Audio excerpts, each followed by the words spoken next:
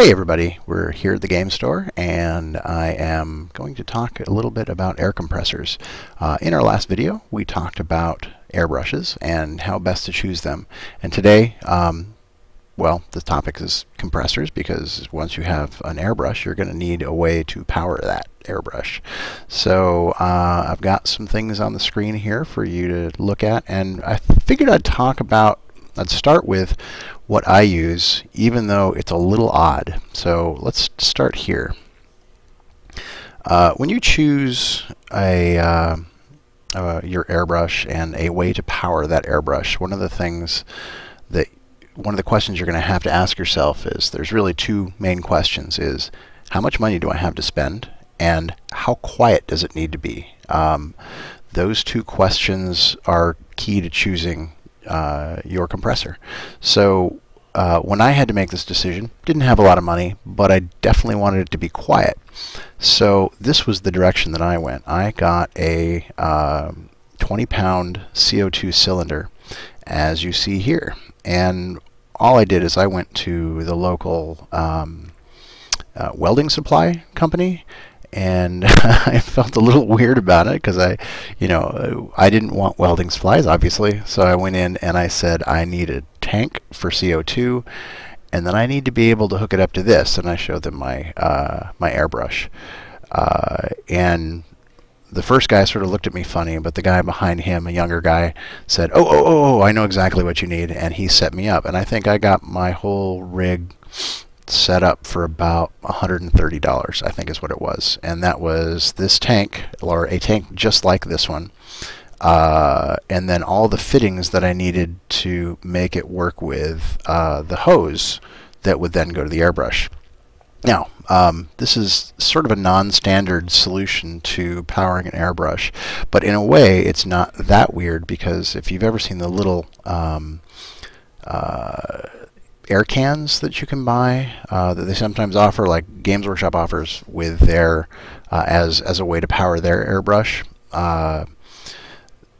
This is essentially just a giant version of that. The nice thing about these are that they are completely silent. I mean, just absolutely silent. There's no noise. There's no moving parts. And it'll last quite a long time. The downside is that you will have to refill it. It cost me, I think, about $30 to get it refilled, and how often that needs to happen really depends on how often you use your airbrush. For me, and I like to think that I use my airbrush a fair bit, it's anywhere between, well, usually or sometimes around 6 months. When I'm not using my airbrush a lot, back before I actually started using it a lot with my modeling work, it'd go at least a year. So it's up to you. It's one way to go. My other solution is this. I have a little 1-pound tank, sort of industrial style compressor. This is the opposite of silent. This is super noisy. I got it because it's again, relatively inexpensive as far as these things go. I got it from my shop, and for anytime I needed to take something, power my airbrush someplace, and I didn't want to cart around that cylinder. Let me tell you something. This cylinder, when it's full, is super heavy, so that's actually another downside to it. This is really light and can go anywhere, but again, it's super noisy. So again, we're back to that. Do you need it quiet? Do you need it noisy? The price for these two things is about the same. And actually, nobody needs it noisy. It's, are you willing to put up with noisy? One thing about industrial compressors, and you can pretty much use any industrial compressor, even if you want to use something huge like this guy here. The key is that you need to make sure that you can regulate the temperature. The temperature? What? No, the pressure. You need to be able to regulate the pressure at the levels that you're going to be using. As you can see on this thing, this will regulate up to about 200 pounds, and you only need it to be between 0 and like 40 at the absolute maximum, depending on what your airbrush does. Usually I'm working anywhere between 10 and 25, and most airbrush specific compressors will generally only give you that much pressure anyway. So the other thing to consider with any kind of compressor as opposed to the tank, a compressor may need and probably will need a water trap. When you compress air, it also compresses the moisture in the air, and then that condenses into water, and then that water can make it into your airbrush hose and then out your airbrush, and it causes problems. Strangely, although I used to have this problem a lot when I was in California, I don't have that problem here in Massachusetts with that little the little compressor that I use. So it really, I guess it really depends on how moist it is in your area. Also, if you're in a dry climate, if you're in Phoenix, perhaps you probably don't need one.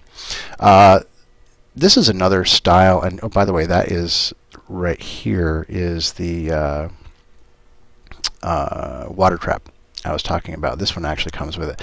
This is, although this is a compressor, it differs from the other ones in that it has no tank, and you'll see these a lot offered as a part of a package with an airbrush. So you get a package and they say it comes with a compressor. What it really comes with is this pump. And so if we look back over here, the pump is underneath this part over here. I think you're seeing that. Uh-oh, what did I do with my picture? There we go. So the pump is sort of hidden under the whole shroud there, but then you see the tank right out front where it says DeWalt. That's a 1 pound tank, and so essentially the pump fills the tank, and that's where you're drawing your air from. Now when you're using one of these little pumps, there's no tank, so really the only buildup of pressure is in your hose. And I don't really like these because even if they have an automatic on-off switch, which this one does, and essentially what that means is that you regulate the pressure. Once the hose hits that pressure, it shuts off, but essentially as soon as you start spraying, it needs to continue pumping up again. I just don't like it. It seems like I'm not always getting the pressure that I wanted, because it's not pressurizing evenly. You're sometimes getting a pulse from the pump as it's compressing the air. It's not something I really enjoy, and these they're not that cheap when you consider it doesn't cost that much more to get something a little better. They do offer that style of compressor with a tank attached, so I've even seen them much cheaper than this too. So that's a possibility. They're small, and they can get the job done, and with the tank much better than without the tank. If you want to move up, this is a dedicated compressor made by Badger, dedicated for airbrush use specifically. It's got a water trap in there. It's got a couple of holders for your airbrushes. They're pretty cool. I don't think it says quiet. It doesn't say silent, which means that it's not going to be as noisy as a more industrial compressor, but it's also not going to be silent either. It'll probably have a good vibration to it. And this is another version of that. This one also says quiet, and I don't think it has its own tank, which is kind of odd. Anyway, if you want silent, you want a compressor, so you still want something that's fairly mobile, and not as heavy as a CO2 tank, and something that's going to deliver consistent consistent power, then you're going to want to think about something like this. And this is the Silent Air Super Silent 20 amp compressor. The nice thing about the actual silent compressors is that the pumps that they use are similar to the pumps that are in your refrigerator, which means that they don't make really much sound at all, not much vibration there. I mean, if you've ever listened to your refrigerator when it turns on, that's about the maximum amount of sound you're going to get out of one of these. But they're expensive, and so you're kind of paying for that privilege. But again, we're back to how much do you have to spend and how quiet does it need to be. But if you want super quiet and you want it to, you don't want to have to do a refill, well, this is going to be the way to go.